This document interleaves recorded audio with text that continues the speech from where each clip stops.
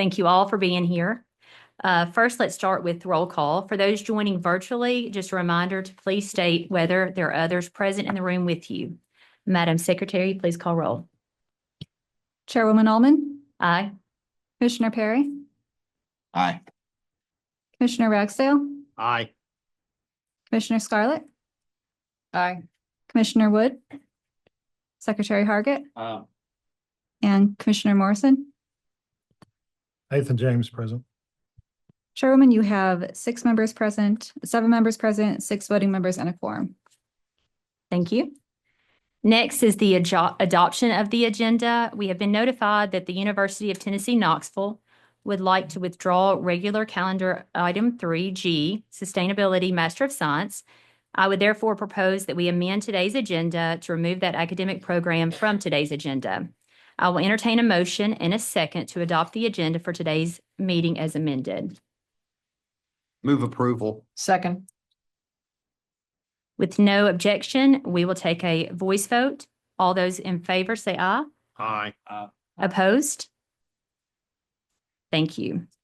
Next item is public comment. Dr. Gentile, have we received any requests for public comment addressing the committee? Madam Chair, we have no public comment today. Thank you.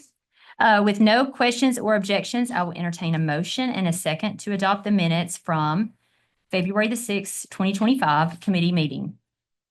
Is there a second? Is there a first? So moved. Second? Second. Rushing things along. Sorry about that, y'all. With no objection, we can do a voice vote. All those in favor, say aye. Aye. Aye. And all those opposed. Motion carries. So at this time, Dr. Stephen Gentile will give an executive director's report for the committee. Dr. Gentile, you're recognized. Thank you, Madam Chair. And I'll be brief, and we don't typically do an executive director's report on committees, but I just wanted to address some contextual items that will inform some of the conversations today and also conversations going forward. Before I do, I want to recognize President Whaley, who's here on behalf of Rowan State Community College. Thank you, sir, for being in attendance today. And also on the call is Commissioner Vernon Stafford. He's not a member of this committee, but he is listening in as well. And so we welcome his participation if and when he is able for that. Some contextual background here. This was an active legislative session on behalf of THEC and TSAC, and over the next couple of committee meetings and commission meeting tomorrow, we'll learn more about what it means now to be the board of directors of TSAC. We'll also have discussions about on today's agenda, exercising some of the responsibilities that the statute gave this commission. An example of that today would be delegating to the executive director approval of off-campus locations. That is something that came up in a committee meeting over a year ago, a desire from this commission. We felt ready as staff to present that to you as a potential policy. Other items that have been potentially delegated to the executive director could be approval of academic programs. This commission has not had a discussion about what that could look like. And so we as staff, of course, are not bringing any policy to address that. However, we do want to engage in a conversation with the commissioners over the summer. And I've talked to Madam Chair Scarlett about potentially removing committees meetings the day before the August commission meeting and instead having a public session to discuss where this body would like to go with that new authority. So more conversation to be had there. Ironically, because we have 7 academic programs on the agenda today, that leaves little time to discuss the will of this commission. However, we look forward to having more conversation on that in the future. Other than that, Madam Chair, that's my report. Thank you. Thank you, Dr. Gentile. The first item on our agenda is the post-secondary education authorization. There are 2 parts to this agenda item, and without objection, we'll vote on them as a set.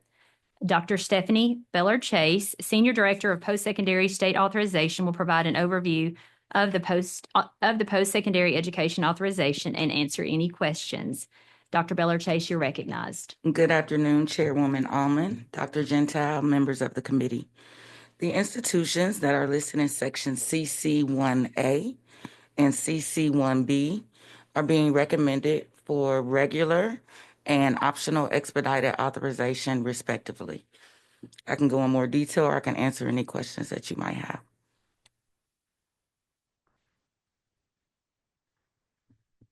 Anyone have any questions for Dr. Beller-Chase? Okay, if no further questions or objections, I will entertain a motion and a second on this agenda item. I'll move approval. Okay. No objections. We will take a voice vote. All those in favor? Say aye. Opposed? Motion carries. Thank you. Thank you. The next items on our agenda are the off-campus locations. There are 2 off-campus locations for consideration today. Dr. Julie Roberts, Chief Academic Officer, will provide an overview of the off-campus locations and answer any questions. Dr. Roberts, you're recognized. Thank you. We do have 2 centers for your approval today. Just as a quick reminder, as of right now, maybe not so after our policy revision later in the meeting, centers do need to be approved by the commission.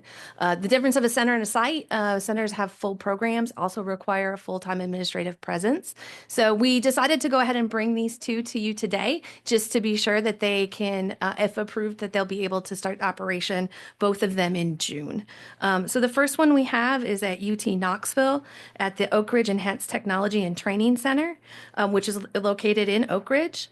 This is a partnership between the University of Tennessee Knoxville and Oak Ridge, which provides an opportunity for their employees to earn a degree, a Master's of Science degree in industrial engineering, very close to the Oak Ridge campus. So I'm happy to answer any questions. These are pretty brief overviews.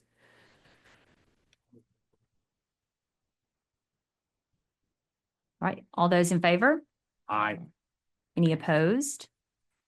Motion carries. Thank you. Our second center is at Motlow State Community College at the Upper Cumberland Regional Airport.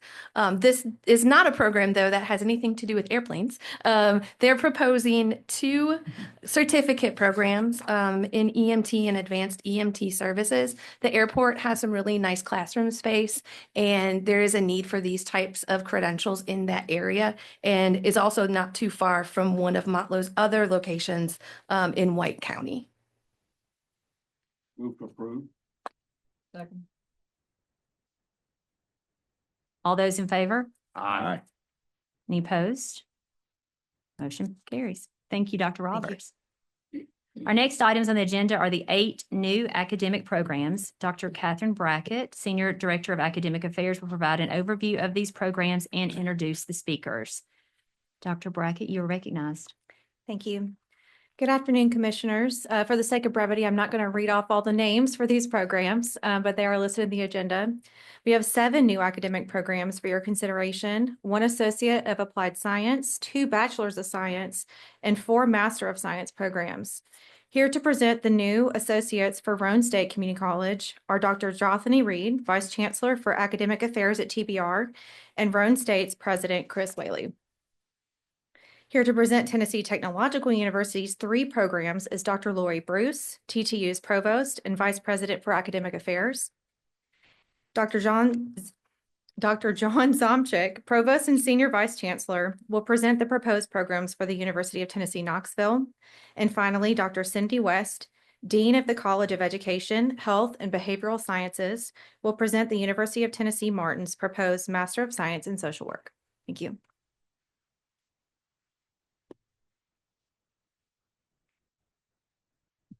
Good afternoon, Chair Almond, Director Gentile, members of the committee. So happy to have some time with you.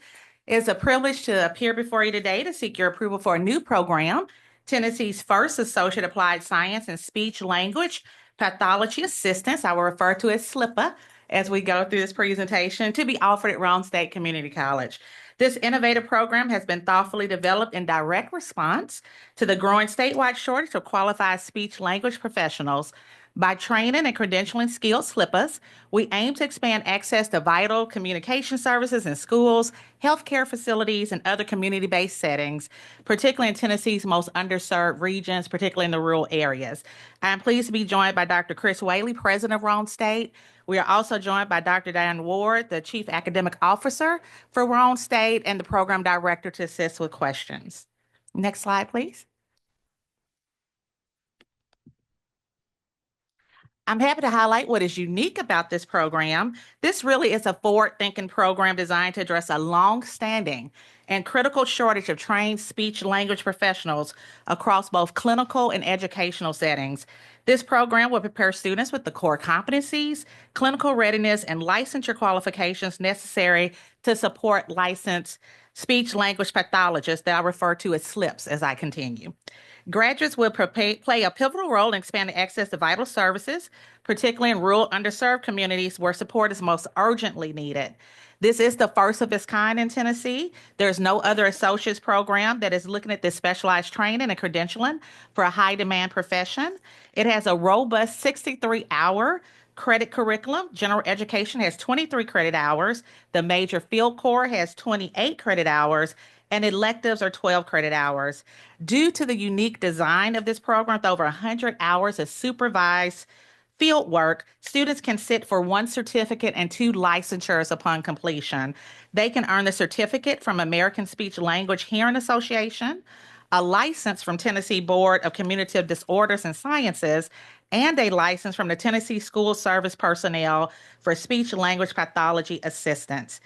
What is the essential role of a SLPA if you haven't thought about this?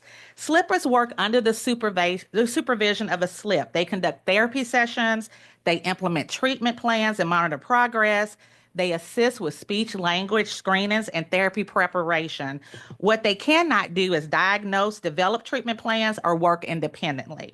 But again, by managing essential support tasks, they provide support to serve clients more efficiently, reduce caseload burdens, and enhance overall care delivery. Some of the current challenges for us in Tennessee is that there are excessive caseloads for SLPs. Many SLPs in Tennessee manage over 61 students, well above the national average of 47. In some cases, caseloads can reach as high as 211 students. There's also an over-reliance on contracting. Schools and healthcare facilities are forced to turn to costly third-party agencies to fill these staffing shortages, and service gaps in rural areas often depend on SLPs communicating from long distances from urban centers to meet the needs in rural environments. A 2022 Tennessee Department of Education survey found 2 points, that 32 school districts had SLP vacancies that lasted over 6 months, and that 64% of special education directors expressed concern in meeting student therapy needs over the next 5 years. The workforce demand is urgent and growing. Tennessee projects a 31% increase in demand for SLPs, and there are currently 284 open SLPA positions statewide, many in rural districts where it's most hard to staff. The projected job growth nationally is 6%. In Tennessee, the job growth is 19% by 2030. It has promising salary and career outlook. The national salary for a SLPA is around $50,000. Locally, and we're dependent on Grace Rehabilitation Center, that is Rome State's employer partner, they are paying between $45,000 to $62,000 annually for this position coming out of this training, or $20 to $30 per hour. Currently, Grace Rehabilitation Center can serve only 2 districts due to staffing shortages for SLPAs, but they have 18 districts that are currently in need of these positions. So this is a game changer for Tennessee, that one will let us retrain and train professionals in rural areas where they will remain to meet these staffing shortages. We can alleviate case workloads and the burden on SLPs. We can reduce dependence on costly contract services for schools, and we can expand access to life-changing services to the students and adults that we serve. This program will be held at the main campus in Harriman for Rome State with anticipated launch of fall. Next slide, please. There's a strong alignment to state and institutional priorities. There's alignment with the THEC State Master Plan by addressing workforce shortages, by preparing skilled professionals for a high-demand field. There's support around completion goals to increase higher education attainment across the state. It is consistent with TBR's strategic plan and improving lives and communities through enhanced economic mobility. It is also rooted in Rome State's own mission and their number one goal of expanding access to market-driven programs to enrich student lives. Next slide, please. This slide highlights the projected revenue and expense budget for the SLIPA program, covering a planning year followed by 3 years of implementation. The budget is divided into 2 sections, expenditures at the top and revenue at the bottom. In planning year, it includes $8,500 in one-time startup costs for essential instructional tools and equipment such as a smart board, a screening altimeter, sample therapy materials, and other equipment. Additionally, that planning year includes the salary and benefits for a full-time program director who will also serve as a primary faculty member. In years 1 through 3, the budget reflects that continued salary and benefits for the program director with annual cost of living adjustments. And there's also modest allocations for instructional supplies and professional travel. Enrollment and revenue projections are driven by completion rates. The program aims to enroll at least 12 students per academic year. While Roane State offers no directly comparable programs, this projection is based on similar technical programs and regional demand for the SLIPA credentials. At this time, I'm going to ask President Whaley to close and talk about the key importance of this to employers in the region and for the communities that he serves. And then at that time, we will take questions. Dr. Whaley.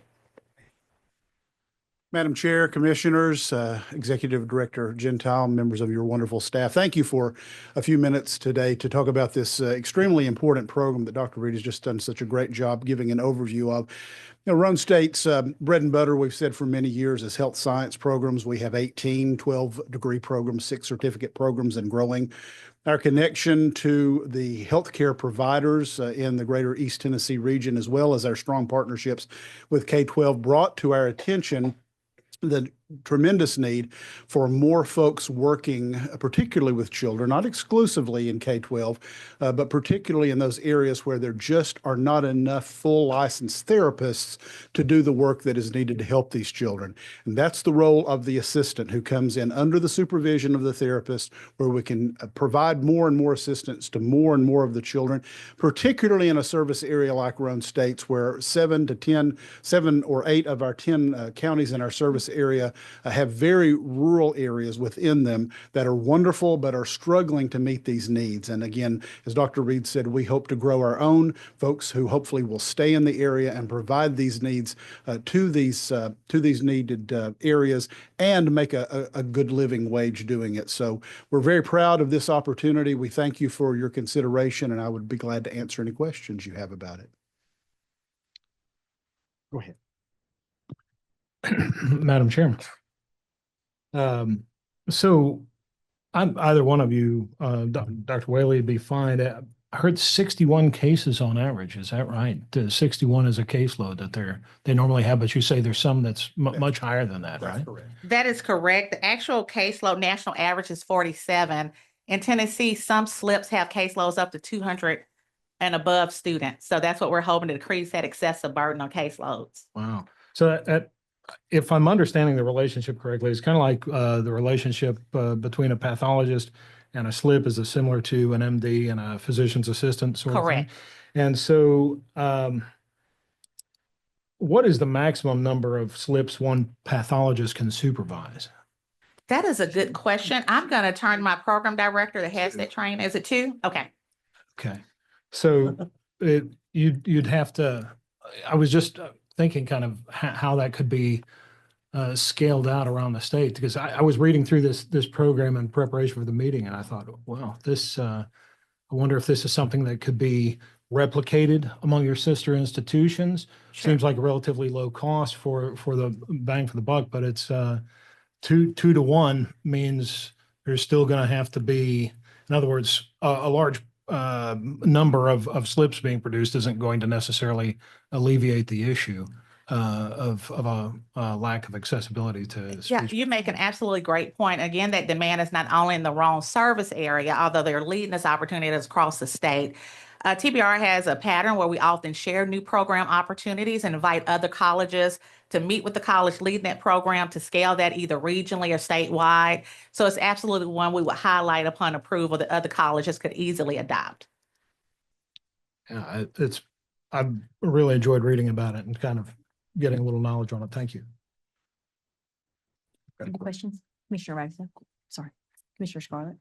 So just tagging on to what Mr. James was saying, what are the transfer pathways for this program? Like, who are you partnering with and where's the next step for any of these individuals that take on this degree and move to the next level? Sure. So there are programs currently at MTSU as well as the University of Memphis. And so the program directors are already in conversations around potential articulation agreements with that.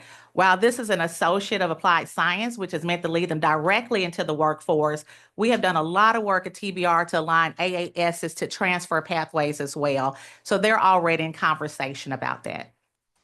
Including, I will add, with our friends at Tennessee Tech. Thank you. So I have learned that conversations don't always lead to pathways. So is any thought on whether we'll be able to find some strong pathways for these students? Yes, that's the goal. And we have every anticipation that will occur.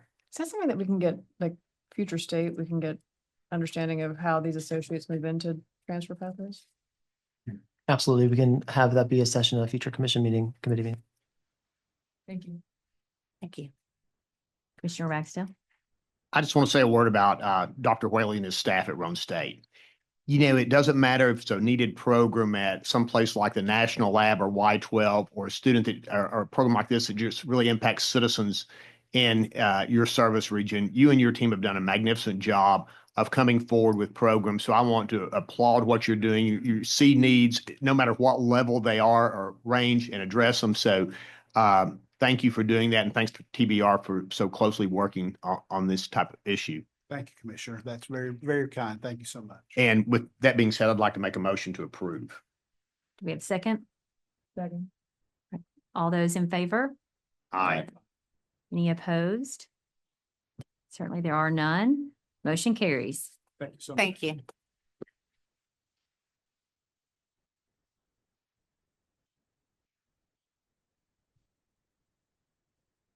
At this time, Dr. Bruce. Dr. Bruce, you were recognized. Good morning, everyone. Thank you for allowing Tennessee Tech to bring before you a proposal for a new Master of Science in Agri-Science Technology. The new degree program is coming from our School of Agriculture and our College of Agriculture and Human Ecology. It's in response to an increased inquiries for a degree program emphasizing 21st century agricultural technology, and has come about following multiple conversations with industry leaders. The faculty and the School of Agriculture has developed this program in consultation with and in cooperation with a variety of other academic disciplines on campus. And they have worked very hard to restructure their undergraduate programs and their existing programs, reallocated their budgets to make a pathway forward for this degree program. They are leveraging partnerships with our Earth Sciences Department, our College of Engineering, Computer Science. And so they are leveraging the technology assets that we have on campus to benefit agricultural students. It's a unique program. There are other master's programs of agriculture in the state, but this one is unique in that it is focused on technology and applying smart technologies to the agricultural field. And when I say smart technologies, I mean technologies like machine learning, data science, artificial intelligence, remote sensing, GIS, autonomous vehicles, whether they be in the air or on the ground. And so those are all areas where we have a lot of expertise on campus. And so they have designed a program that will leverage those assets. The degree program will have a thesis and a non-thesis option. And so I have on the screen there that if it's a thesis option, it's a 24 credit hour coursework and 6 hours of thesis, or 33 credit hours of coursework. And the coursework will be a combination of online and on-ground courses, depending on the nature of the course. You can see these are all pictures from Tennessee Tech. One thing that we specialize in our animal science is in poultry science. We have a relatively new poultry science research center. And for example, it's It's well known nationally. We have been told it's one of the top 3 in the nation by external evaluators.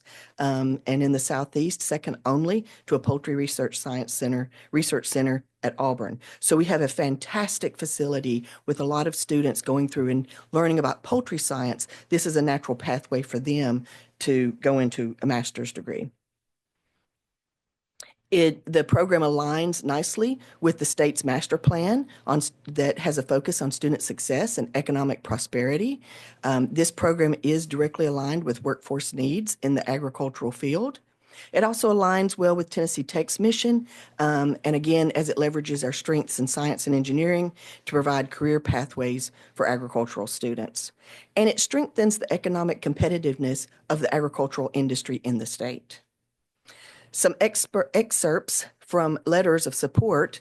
The Deputy Commissioner of the Tennessee Department of Agriculture said TTU would be helping to fill an important and emerging need in the industry. The new degree program would be helping to meet workforce needs of our agency and others. The Tennessee Farmers Cooperative said it's a belief of the co-ops that this new degree program will be able to help us meet the current need and reach our future visions. And the executive director of the Tennessee Poultry Association has said this well-designed degree program will serve to train students in a very exciting area of technology and sustainability that our industry, I have a bad cold, sorry, that our industry and others are increasingly seeking. We have a projection of enrollment here, working toward 19 graduate students by year 4 and year 5, expecting to graduate 7 per year. As I said, the School of Agriculture has worked very diligently to create a pathway for this degree program using existing technologies, equipment that they have for their undergraduate agricultural engineering technology degree, as well as leveraging laboratories and equipment and courses that are taught across campus in those technology areas. And as a result, they will not have to add any faculty lines. They do need to develop a handful of courses, but most of the expenses is on minor operational costs to run the program. Thank you. And I will open it up for any questions.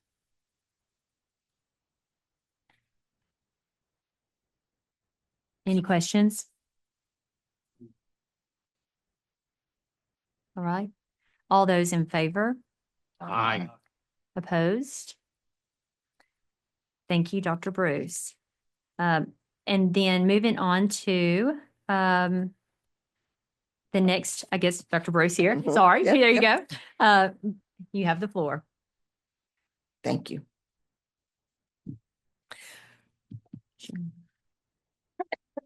Sorry.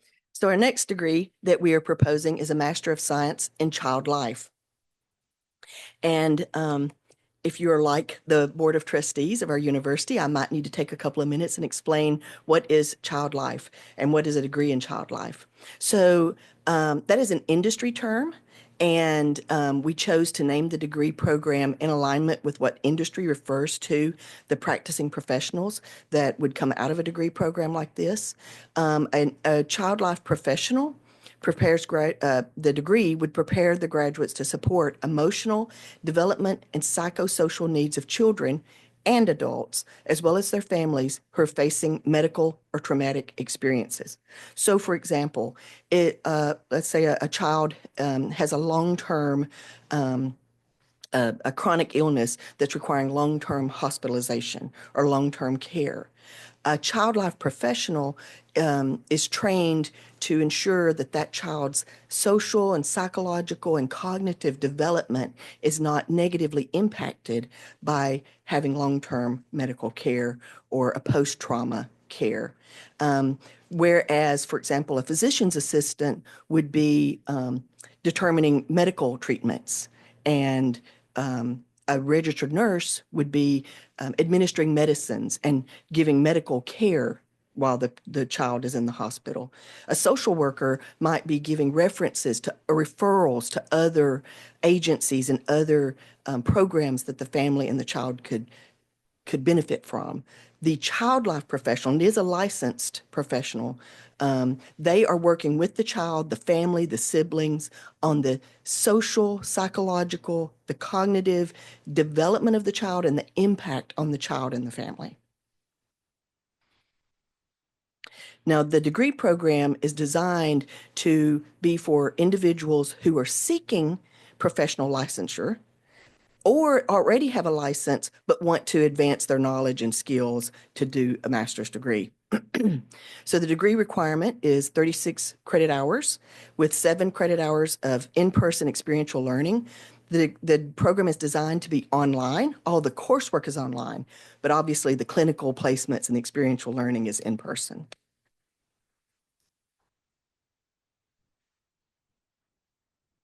This program aligns with the state master plan that is focused on student success and economic prosperity. There is a shortage of child life professionals nationally.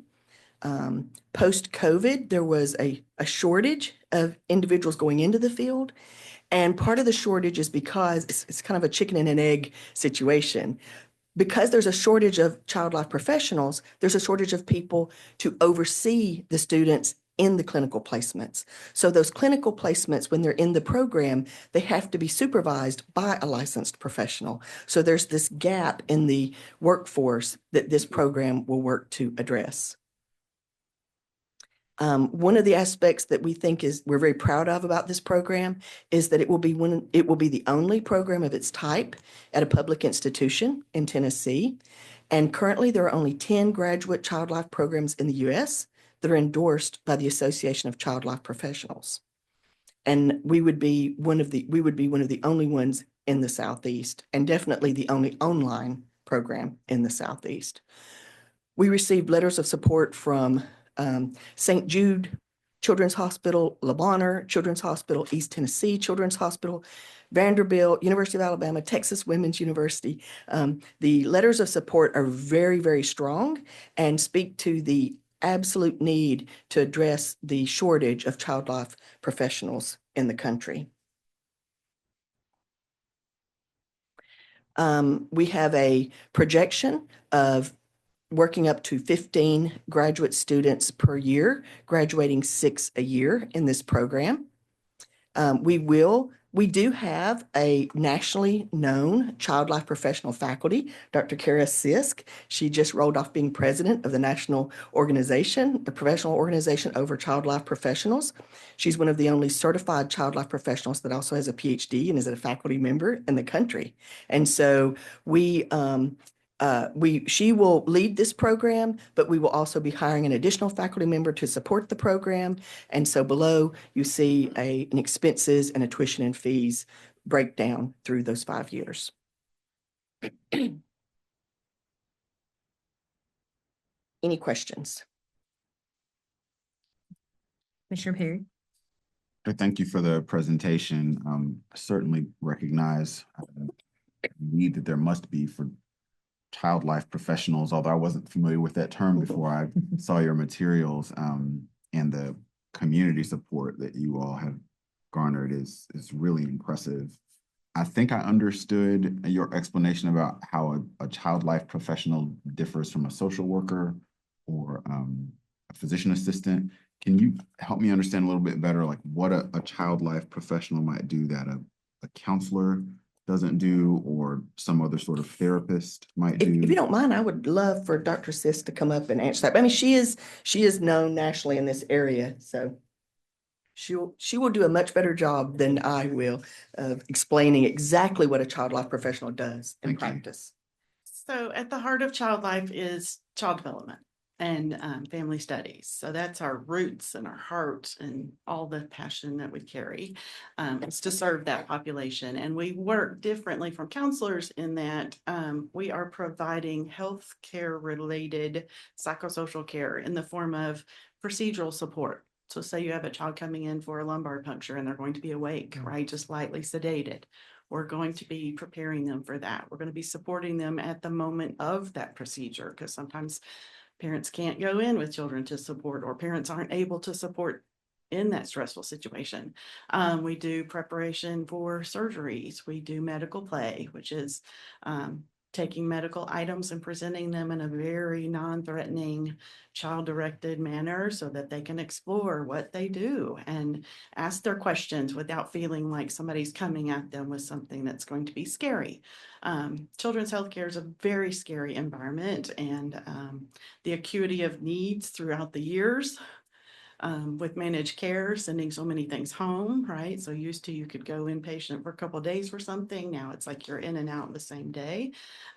So there's a lot of high acuity things happening, and children get stressed and families get stressed, and parents don't know how to support with information or themselves, right? Because they're trying to cope themselves. So we don't do counseling per se. We work to make sure that typical development continues to happen despite the stress of the healthcare situation. And we work to do as much as we can to minimize as much stress as we can. So Thank you. thank you.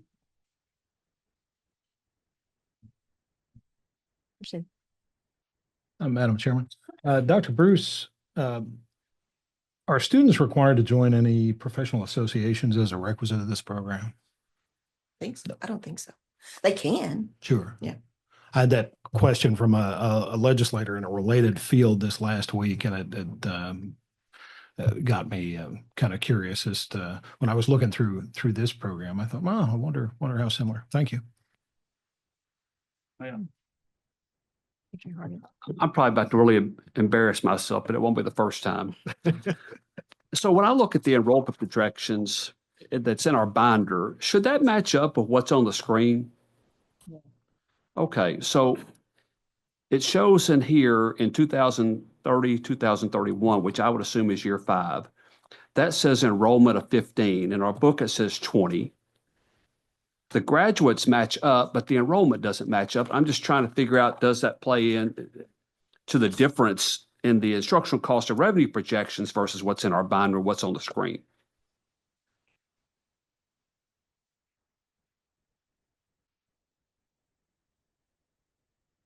I believe this is an FTE.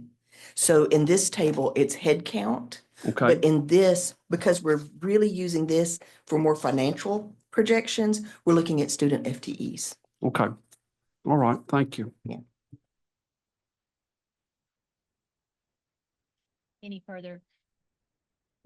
further discussion or questions? Do I have a motion for approval in a second?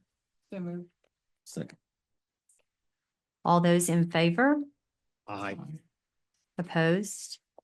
Motion carries. Yes, please go ahead. Before she moves on to her third program, she'd want me to say this pending board approval. But last week, Dr. Bruce was announced as the next chancellor at UT Chattanooga. So congratulations. Thank you. 5 years ago, she was in a cohort with me that THEC led about emerging leaders or leaders in higher education that one Dr. Bob Smith led on behalf of the commission back then. Success. There you go.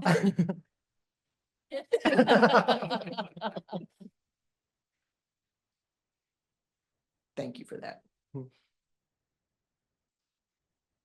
Okay, so my third and final academic program proposal is a Bachelor of Science in Interdisciplinary Computing. So the BS in Interdisciplinary Computing will prepare students to apply the knowledge of computing, artificial intelligence, and data sciences to their chosen discipline. You will hear me use the word cognate throughout this presentation. A cognate is simply a secondary area such as biology, political science, chemistry, criminology, agribusiness, where it's the discipline in which they would be applying their computing skills.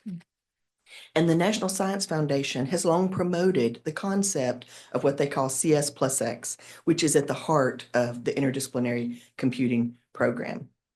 Graduates in this degree will lead organizations to discover new innovations in an ever dynamic world. The degree program is built around 4 core areas: the Gen Ed core that provides breadth to all students working toward a bachelor's degree, a computing core with courses like programming in Python, embedded systems type courses, 18 credit hours of what we call the intersectional core, and that is on teamwork, communication, entrepreneurship, business planning, because we believe that many of the students that come out of this program will go to work at startups and working on, for example, new types of apps and new types of technologies for that cognate area in which they've been trained. And then the 25 credit hours in their area of discipline that they've chosen, their cognate area, and then 6 hours, much like our engineering degrees, 6 hours of capstone.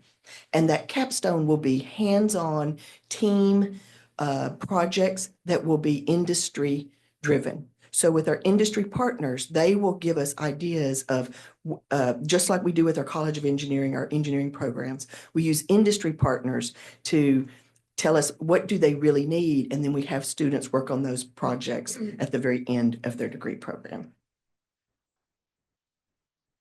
We do see that a lot of students come to Tennessee Tech wanting a program like interdisciplinary computing, and they really end up landing in computer science because that's one of their only other choices that's similar. And so they end up getting maybe a minor in biology, but they've really asked for a degree like this, where they can really truly combine a discipline and computing technology skills so that they come out and that they're at the leading edge of the computing and technology side of the discipline that they're studying. This aligns well with the state master plan, focusing on student success, economic prosperity. It directly addresses workforce needs. The program addresses the need identified by the state's higher education master plan entitled Enabling the Competitive Edge, which cites a need to increase computer science and data analytics offerings. It creates a pathway also for adult learners identified through the Tennessee Reconnect to pursue computing degrees while also relying on the knowledge they've gained in their previous experiences. For example, someone coming out of the military might be able to use prior learning assessment, and they have discipline knowledge from their time there. This would then be combined to give them a pathway toward a bachelor's degree. It leverages our strengths in computer science, which is currently our #2 degree on campus in terms of enrollment, second only to mechanical engineering. And so we have a lot of resources and faculty with expertise in the areas for the computer science aspect of this program. We can see here some excerpts from the letters of support. For example, Don Vire from Epion, we believe the IC proposal has a clear intent to create new and strong pathways into computer science while broadening the availability of graduates to serve a wide variety of industries. SAIC, which is one of the nation's leading engineering firms, said that SAIC is interested in how the graduates can support our other business lines outside of engineering, particularly in healthcare. So this SAIC is a partner with Tennessee Tech. They hire a lot of our engineering graduates, but they have a lot of business market outside of engineering that they need technical people with computer science skills, but also with a background in something like biology or biomedical areas. Here we can see an enrollment of up to 40 in year 5 and graduating on average around 12 students a year by year 5. And we would have to hire a director or coordinator for this program. We would be developing some new courses for the program, and there would be some expenses for running those capstone courses and being able to really do a good job for our industry partners in those capstone courses. So, any questions? Doctor, thank you. This is fascinating to me as a person with an English degree. So it's a fascinating program. I really had kind of a logistical question. So I think I understand the kind of structured cognate setup of the program essentially builds in a minor. Is that right? But the program only requires 120 hours, just like any other bachelor's degree. How are you able to do that without causing these students to lose ground as compared to traditional computer science majors? Well, traditional computer science majors will take courses in the theory of computers, right? So they take courses in how, if you wanted to develop a whole new operating system, you know, the theory behind that, the theory behind language structures. It is truly a science degree, where this is more of an applied degree. They learn they take those similar kinds of courses, but they're really aimed at applying that knowledge and applying those technologies rather than the science behind the theory behind the technologies. Okay. So this program was developed with our chair and some faculty from our computer science department, as well as the chair, faculty, and dean from our College of Interdisciplinary Studies. And so they really worked on it to make sure that it was comprehensive, and they're really passionate about that capstone part, because that's where the rubber hits the road. The students are really going to be in a team and work on a real industry project and put all that into action. Okay, so is it fair to say that the students in this program, this really is targeted to business and industry, and students in more traditional computer science program might be headed more to the academy to teach? No, I would say computer science, our computer science graduates go everywhere from Northrop Grumman to, to Boeing, to SAIC, but they're really, they're deep in the theory and application of computer science without a lot of room for electives. Okay. It's a deep degree program. And so this one is providing some breadth in the computing discipline, But more depth. but not as much depth as a computer science degree. Okay. Thank you. What are some of the disciplines that are viewed as the most likely to be compatible with this as far as the cognate portion? Some of the departments on campus are really excited about it. Our biology department, because they were looking at, possibly trying to develop a bioinformatics degree program. And they said, oh, this fits our need. In criminology and our social science and criminology area, they really wanted a program where it was more about data analytics and artificial intelligence around, crime data. And so it's partly being driven, it'll be driven by the student, but we have multiple departments on campus that are eager to have students in this, because they know that some of the students coming to their program are asking for it, and it's going to fit nicely. It's going to complement what they already offer nicely. I think industry will love it. Our board is very excited about this particular degree program. Any other questions for Dr. Bruce? Do we have a motion and a second? Second. All of those in favor? Aye. Any opposed? Thank you. Thank you, Dr. Bruce. Thank you. At this time, I'd like to recognize Dr. John Zomchik, Provost for University of Tennessee at Knoxville.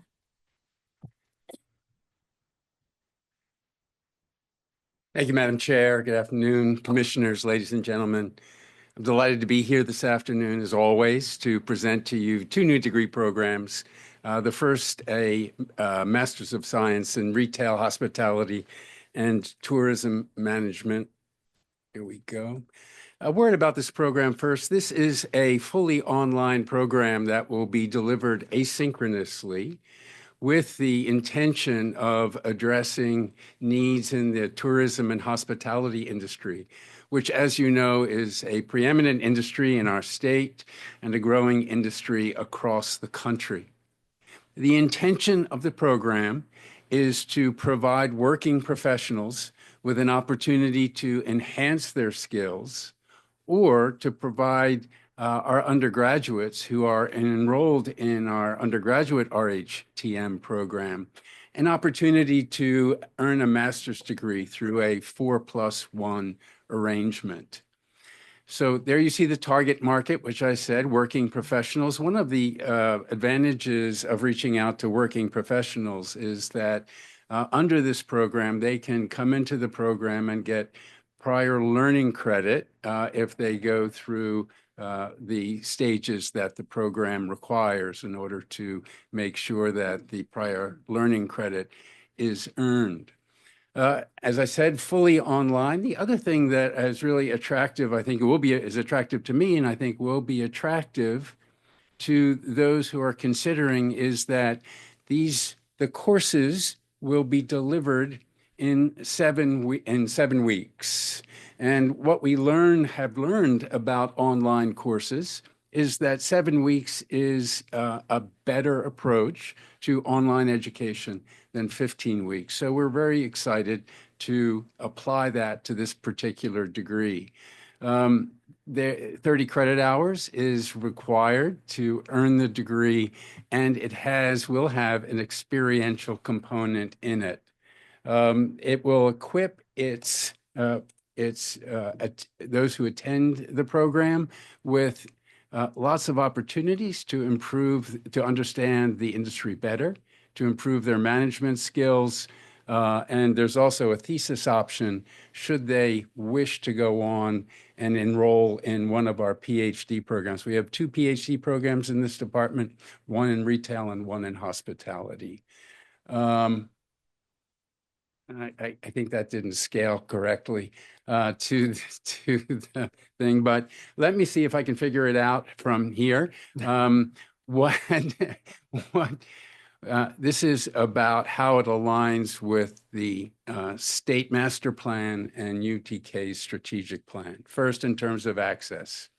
Being fully online means that individuals do not have to come to Knoxville in order to enroll in this campus. Being asynchronous, moreover, means that they can take it at any time to fit their busy lives and their busy work lives, busy family lives, busy schedules.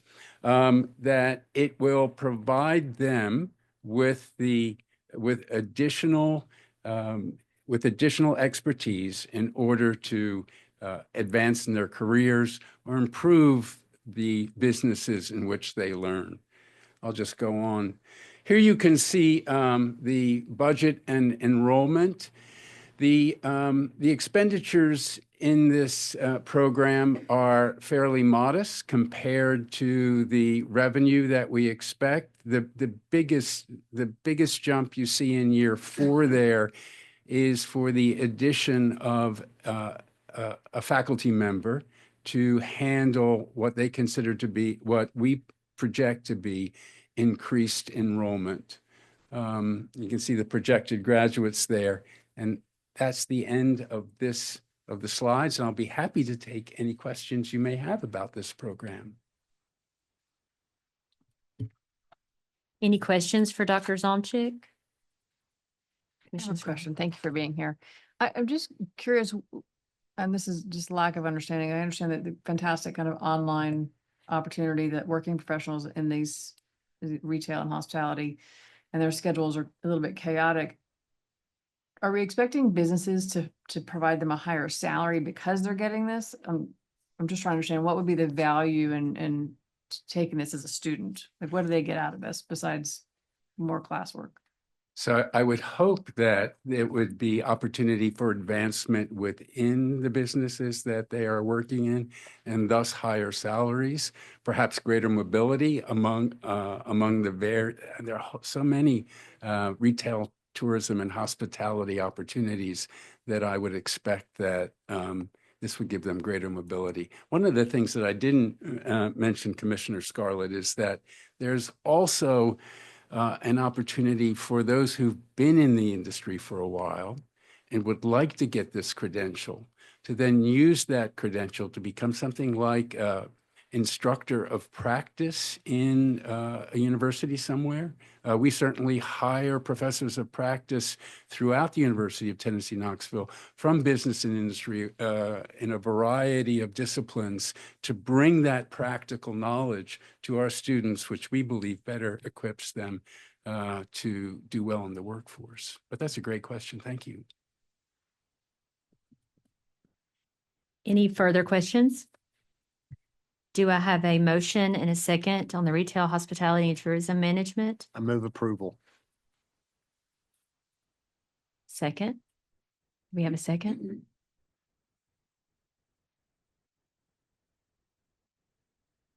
I'll second. Okay. All of those in favor, say aye. Aye. Any opposed? Nay. Would you like me to take a roll call vote? Please. Chairwoman Allman, Aye. Commissioner Perry, Nay. Commissioner Ragsdale, Aye. Commissioner Scarlett, Commissioner Wood, Secretary Hargit. No. Chairwoman, you have 4 nays and 2 ayes. So at this time, do we need, what do we? This is a motion for recommendation to the full commission.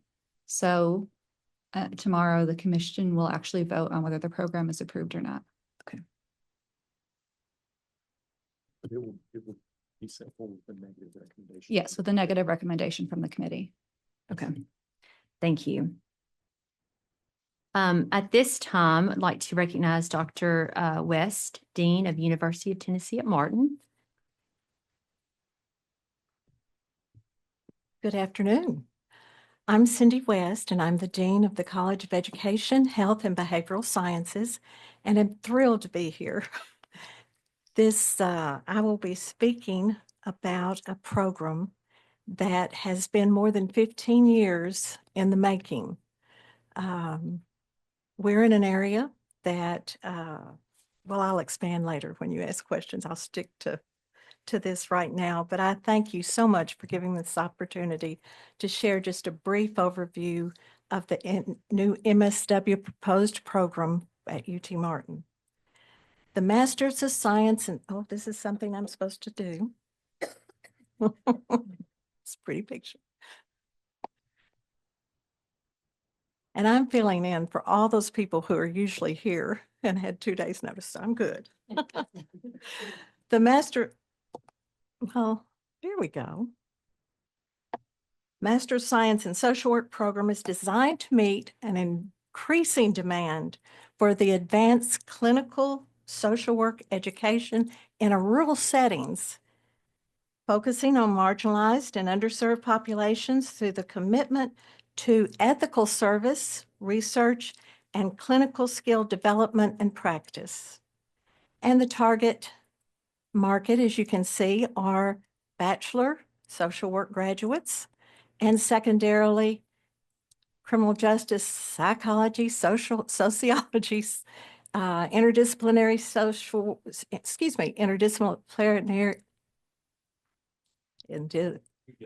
the mouth is getting dry. Thank you for your patience, and public health majors. But actually, we'll take any majors, because that's the wonderful thing about social work is you do not have to have an undergraduate degree in social work to come get your master's. So that just provides anybody who have a life-changing experience and wants to help people. Also, we target the working social workers and paraprofessionals in the field who need to come back to school to further their careers in the area. We're focusing on Tennessee and beyond, and we're offering online instruction. The coursework is offered in 2 different ways. One is 30 credit hours for advanced standing students who are the BSWs or BSSWs who are already graduated. And the 60 credit hours are for all the other bachelor degree candidates. There's a duration of 1 to 2 years for completion. Unique features. We build on the success of our BSSW program. We're very proud of that. They've done a great job and are we've got wonderful feedback on our program throughout West Tennessee and places our students end up working and visit in their internships. Also, this is the most exciting that I want to talk about today, is if we are approved, we will be the first MSSW program with a rural emphasis in the state of Tennessee. And I will talk a little about why I think that's so important. But certainly, in addition, It advances clinical degrees in the college, but filling a strategic need for addressing mental health professional shortages in rural West Tennessee and the state of Tennessee.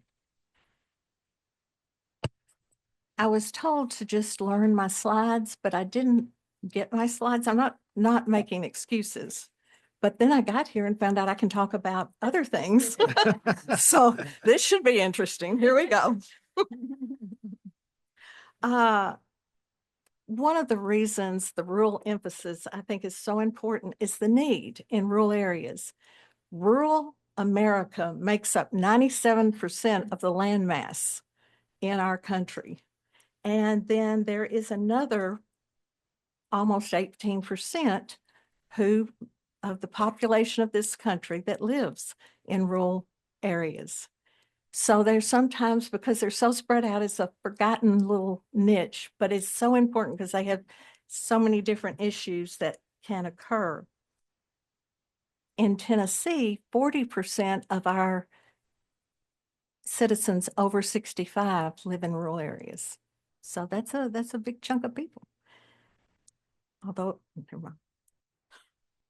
So economic disparities are part of rural living. A lot of places, higher poverty rates, lower educational attainment, fewer employment opportunities, and all this contributes to a great need for social services and special needs. One of which, again, is healthcare. And social workers, as you probably have heard, a lot of people stand up here and ask for social work programs, but social workers can do work in so many different areas, and healthcare is one. But in rural areas, what we found is there is not access to healthcare as there are in other parts of the state, and larger travel distances because there's fewer providers who are actually coming out and helping in those rural areas.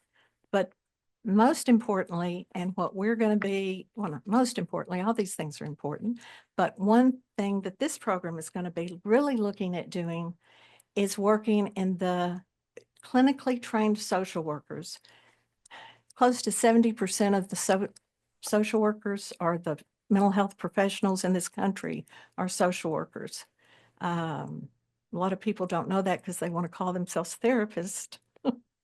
So that they don't really know what they're getting. But I teach against that, and I want them to be social workers and proud. But they are clinically trained, licensed clinical social workers, and can go into private practice and work in any number of settings. What the master's degree does is give them an avenue to specialize. And this is what we want to do with this program. But with the emphasis in the rural area to consider all these needs quickly, and I'm sure I'm past time, the mental health rates in Tennessee, there's needs in every county in the state right now. Social work was big in the 60s and 70s, and now we're all getting old, and I will be retiring this year. So this is happening in every area of social work.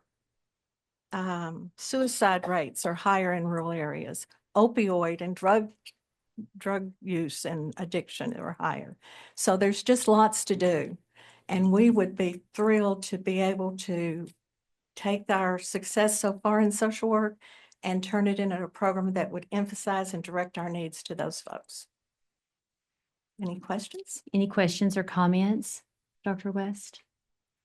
One thing, as a rural West Tennessean myself, Yay. and a UT Martin graduate, actually.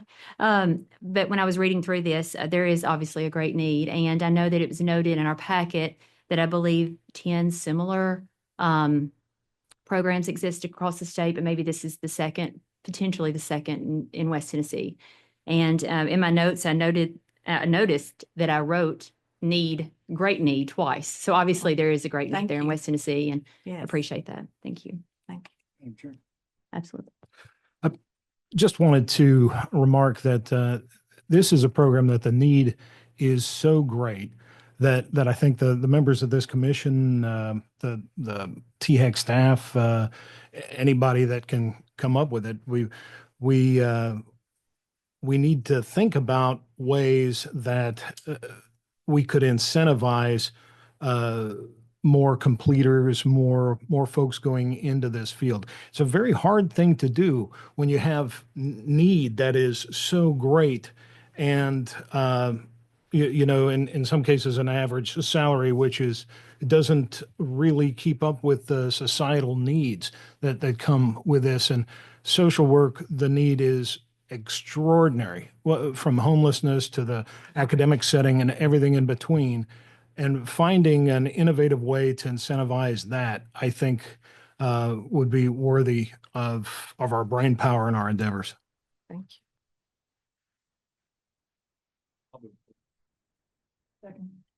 Before we vote, I believe Dr. Gentile would like to say something. I just want to thank Dean West for being here today. You mentioned you're retiring. We're going to miss you. You've been with UT Martin since 1990, I believe. Correct. And received the President's Award from the system just a few years ago. Thank you very much for being here. Thank you. And on short notice, talking about the wonderful higher ed professionals we have in the state. Provost Phil Cavalier, who would typically be presenting, just became Chancellor or President, I believe, at Kutztown Kutztown University in Pennsylvania. So congratulations to him. But thank you, Dean. Thank you very much. Commissioner Smith. Well, since you called me out with Dr. Bruce and yourself, then I'm going to take credit here. I hired her 35 years ago. Thank you. And then appointed her dean when I came back for my second tour. Very proud of Cindy and what she's been able to do at UT You're Martin. very Thank you. kind, but thank you. I believe we had a motion. Is that correct? In a second. All of those in favor? Aye. Any opposed? Motion carries. At this time, I'd like for Dr. Zomchik. Thank you. Hello again, commissioners. I am pleased to present to you a totally online degree completion program from our College of Communication and Information, a Bachelor of Science of Communication and Information. Like the previous program, it is aimed at the workforce needs of the state, and I hope I can present it in a way that you can see the benefits of this program. The program has one primary objective, and that is to offer a pathway to those who have earned an associate's degree to earn a bachelor's degree. It again will be delivered fully online, fully asynchronously. What's unique about this program is that it is, let me go to the unique features. That even though that there are other programs in the state that offer online communications degree, this program samples from all 4 schools in our College of Communication and Information. That is to say that this program, that the people who come to this program will be taking coursework from communication studies, advertising and PR, journalism and media, and the School of Information Studies. And so it can prepare them for a wide variety of workforce needs. One of the things that we talk about a lot at the University of Tennessee, Knoxville, is that there are, at least from our research, 900,000 Tennesseans with some college credits, but no credential. We have about 40,000 Tennessee residents, as you see there, who currently pursue online degrees from an out-of-state provider. We think that this particular degree program will answer a need by offering a Tennessee degree to Tennessee residents. Communication skills are highly sought by our employers, and you can see that there is a 4% growth expected in media. Before you see again the enrollment and financial projections. Again, I want to point out that revenues will greatly outpace the expenditures, and that we believe that this will be a very attractive program for those who have an AA or an AS degree, and also those who might have not quite gotten the degree yet, but will be able to enroll because of our continuing development of online programs. I will be very happy to take any questions you may have about this program. Any questions, Commissioner Scarlett? Yeah, I just, so this is gonna be mostly a transfer program from wherever they're transferring from. And then in addition to that, there's an additional 60 hours of credits. I just want to make sure I'm trying to understand. So 60 hours are required to earn a degree, a baccalaureate degree from a four-year institution. So those who are transferring from a community college would have to have 60 hours at a four-year institution. Thank you. So. Can you speak to the difference between the current communication undergraduate degree at UTK and this, and it, other than the online component? I guess that seems pretty clear. But. So this degree program would not be available to our residential students at this point. This would be only available to online students. We have four undergraduate degrees, at least four undergraduate degrees in our College of Communication Information. We do not have an interdisciplinary degree of this sort that combines instruction from all four of the schools within the College of Communication and Information. So this is a degree that we think will help individuals who've had the sort of foundation of learning at our wonderful community colleges to get the baccalaureate degree. And I think most evidence shows that there is a lifetime earning increment if you have a baccalaureate degree over an associate's degree. And so we think that this will help those who have an associate degree make further progress, increase their earnings potential, and contribute to the community. I want to follow up on that because he asked you the difference between the current degree programs and what you're proposing today. If I were to hold this up side by side with a communications degree from University of Knoxville, what's the difference in curriculum? The difference in curriculum, Mr. Secretary, is this. I can't recite it verbatim, but we have a degree in communication studies. And in that particular degree, you have to take 30 hours, at least 30 hours in communication studies.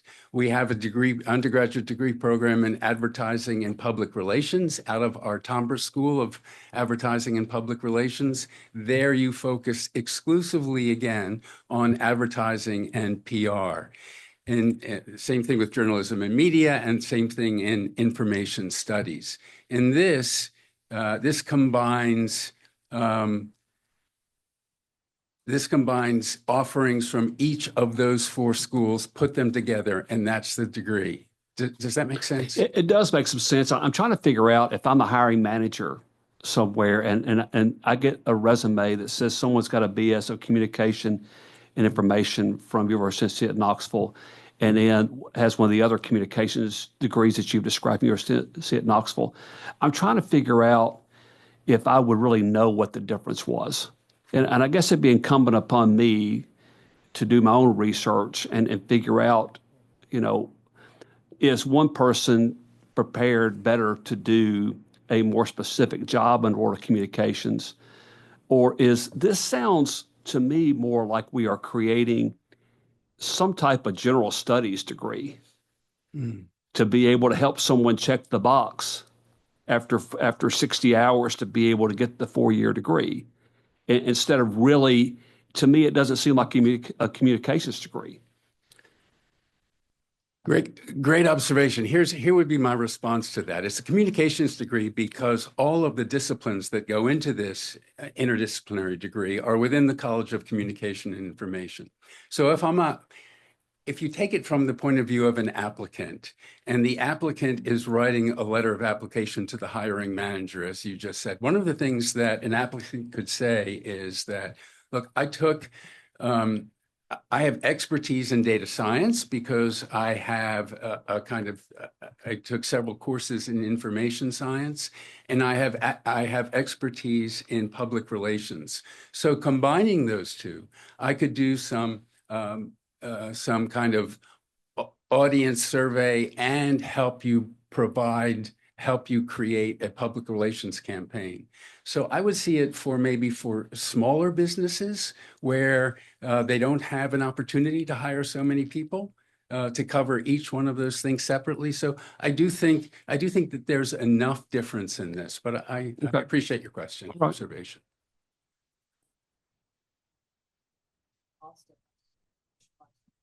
So the cost is for our online degree program is cheaper than our residential, is less expensive. Sorry. than our residential program, because the students do not pay mandatory fees. There are 2 mandatory fees associated with this. If you're an in-state student, there's an online fee and there's a library fee, and that's all that you pay in addition to the regular per credit hour charge that we also charge to our residential students. So it is much more economical for students who. No, it's not half the cost. It's probably 2/3 of the cost.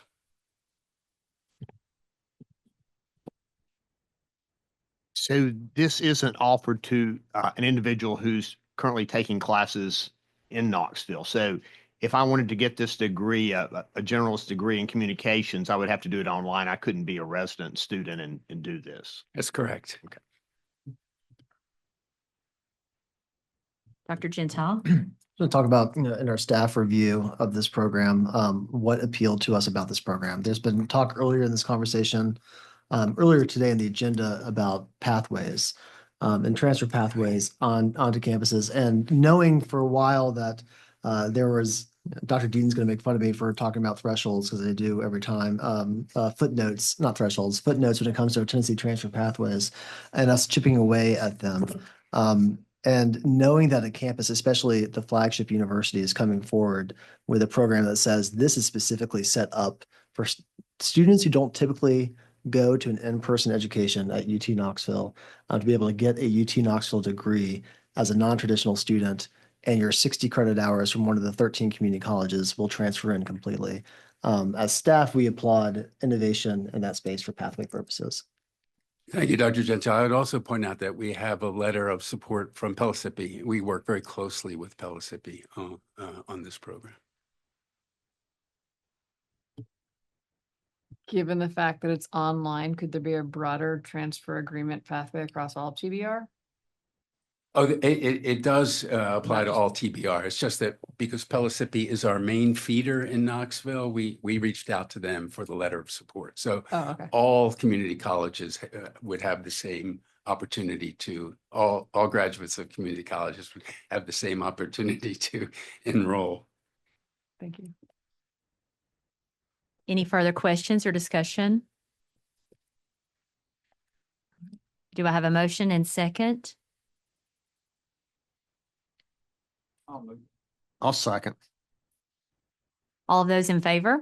Aye. Any opposed? Thank you. Motion Thank you. carries. The next item on our agenda is the academic policy revision, academic policy A14, off-campus instruction. Dr. Julie Roberts, Chief Academic Officer, will provide an overview of the academic policy revision and then answer any questions. Dr. Roberts, you're Thank you recognized. so much. Thank you.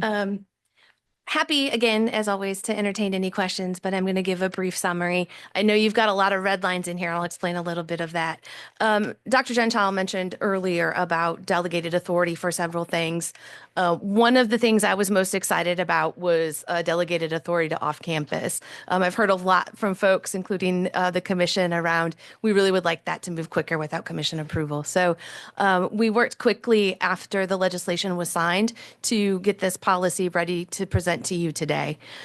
We did work with our off-campus coordinators as well as our academic affairs staffs on campuses to also weigh in, so their perspective has also been reflected in this draft. Major changes. We had two policies. We had one for universities and community colleges, and we had a separate one for TCATs. And so one of the things we've been working really hard on is streamlining processes. And so we decided to go ahead and combine those two policies into one. This also aligns with our newly launched off-campus portal. That's where our campuses actually submit the application materials for our off-campus location approvals. So that was a benefit of bringing them together, is that we could also then align it with our newly launched portal. We also have been doing a lot to clean up our off-campus data. And so one of the things that we did here was just clean up some of the notification language so that we can ensure we've got good data going forward as well. So with that, I'm happy to entertain any questions if you have them. Move approval. Do we have a second? Second. Commissioner Scarlett, okay. Let's go ahead and proceed with a roll call vote. I mean, not roll call vote, excuse me, voice vote. All those in favor? Aye. Any opposed? Thank you, motion carries. Thank you, Dr. Roberts. Final agenda item is other business. If any committee member has any other business to take up at this time, I will turn it over to you. Any questions or comments? Absolutely. Since we've got a little extra time, and I say little, I feel like I owe Dr. Zomchik and UT a little bit more explanation behind my vote earlier on the earlier program you referenced regarding hospitality and tourism. I come at it a lot of times. I think about, if I'm a student, what am I buying? When I am buying that program and I'm going to get those letters behind my name, what does that really mean? What am I taking to an employer? And what is that employer going to take from that? What's the value add for both parties? And I, having been on both sides, having been hired before and having hired people before, I think a lot of times we just don't know what goes in that degree. And I worry that a student will look at that program and think they're taking graduate level courses and they're going to have a master's degree behind their name.